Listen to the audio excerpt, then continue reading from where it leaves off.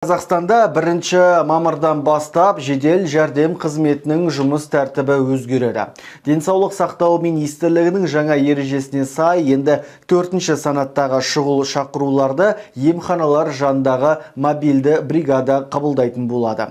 Яғни олар үлкен қан қысымы, дене қызуы немесе жеңіл жарақат сияқты шұғыл емес жағдайға жауапты.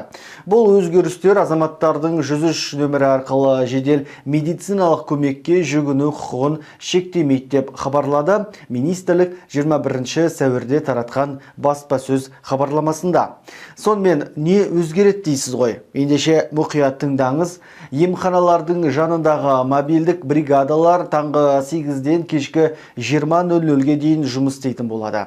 Өмірге қауіп төндірмейтін жеделділіктің 4 санатындағы шақыртулар емханалардың жұмыс уақытында мобильдік бригадаларына қайта бағытталады.